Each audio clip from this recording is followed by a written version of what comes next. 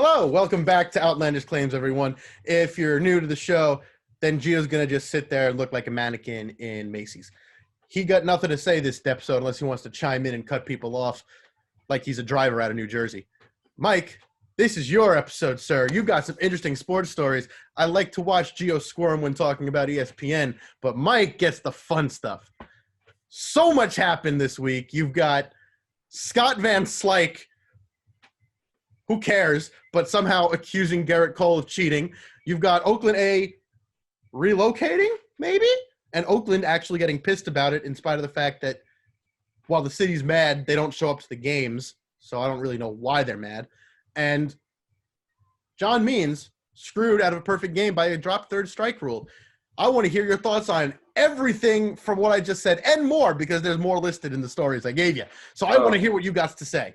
Well, I mean, that what you just said in that last sentence sums it all up, because we didn't even talk about that blown, and I'm not sure whether this was last week or the week before, but that blown umpire call where there was interference when the runner was running to first base. Okay, that was a whole nother bogus situation. All right, I think we can all agree about that. We already talked about the Pujols situation. I think we can all agree about that.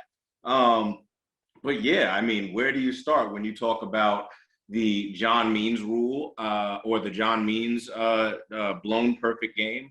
I mean, this is a situation that you never want to see. It goes back to the Anibal Sanchez perfect game way back in the day, right? Okay. It honestly makes the case as to the argument that people have for no in-person umpiring. Honestly, that's what it ultimately comes down to. But hopefully that cools down a little bit. I feel for John Means, because Lord knows you never get that chance again. Anibal Sanchez never got that chance again. So that's just the way that the game goes, unfortunately.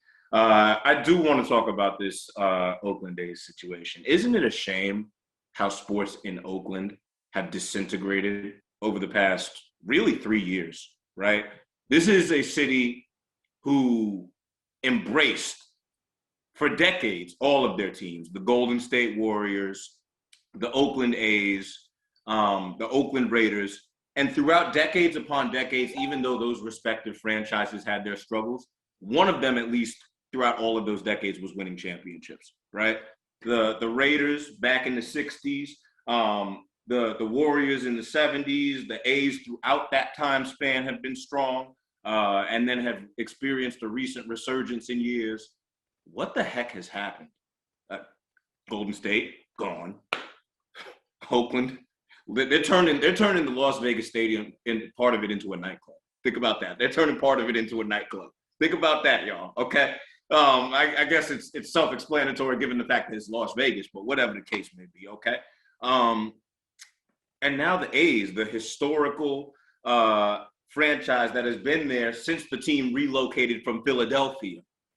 That is major. I think that this, if it happens, and I don't know if it definitively does yet, I think we have to wait and see, because you could have a situation like in the NBA when the Sacramento Kings were going to relocate, and Gio remembers this, to Seattle.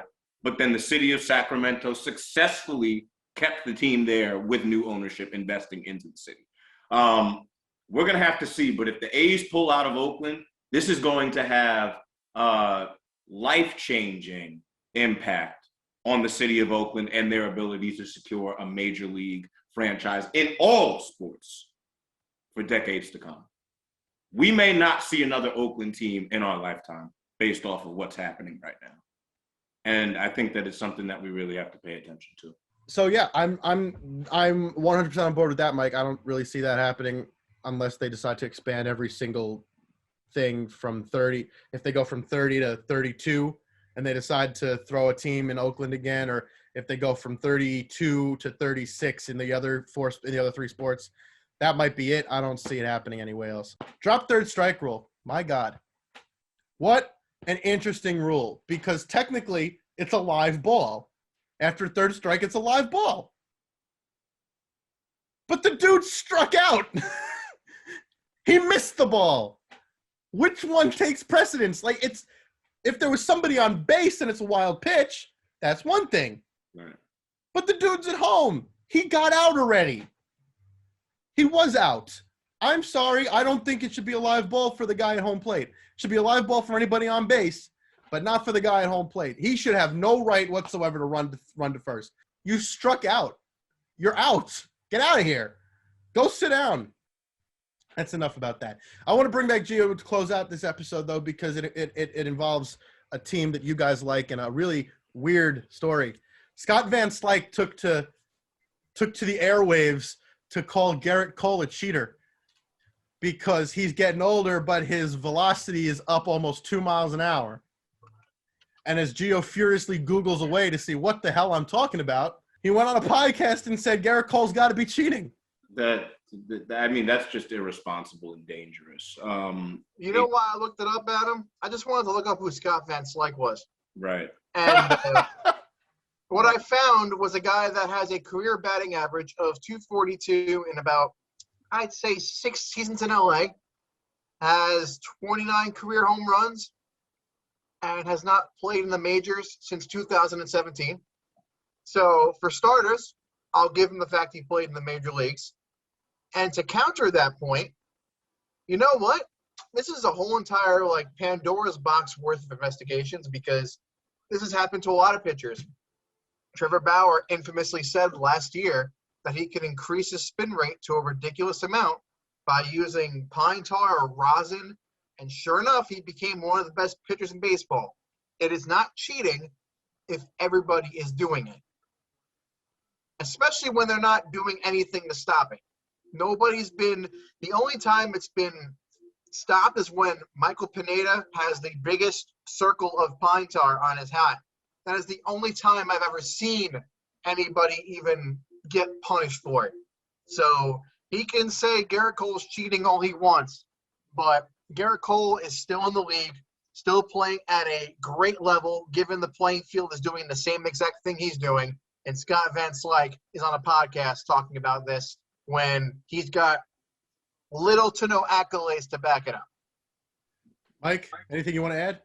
I mean, I think that I think Gio pretty much like summed it up. This reminds me of when Albert Pujols was accused of using steroids back in the day. And then, that was a fun accusation. Yeah, and then that person, I forget who said it, but that person had Get the pine tar off your hand, Gio. I don't want to see it. Get the pine tar off your hand. Right. I mean, that guy basically had to like go back and clean up his words. The Joe West situation with Paul LaDuca comes to mind. Yes, as well. LaDuca, another one. Yeah, I mean, these things are detrimental and they're irresponsible and they're just wrong. Unless you have actual evidence, what you're saying is fraud. It's fraud, right? So you can't mislead people like that with just hypothetical statements in this day and age because it spreads like wildfire. That's just the reality of that situation. And in the case of somebody like a Gerrit Cole, when you know he's in New York, you know he's one of the premier pitchers that this game has to offer, right?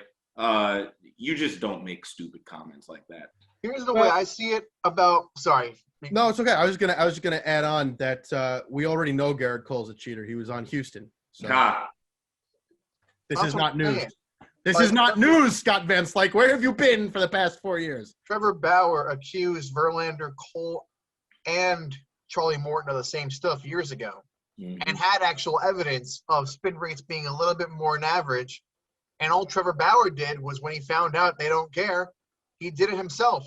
Yep. And now look at him. He's making $40 million a year. So if the major leagues don't care about it, why should anybody else?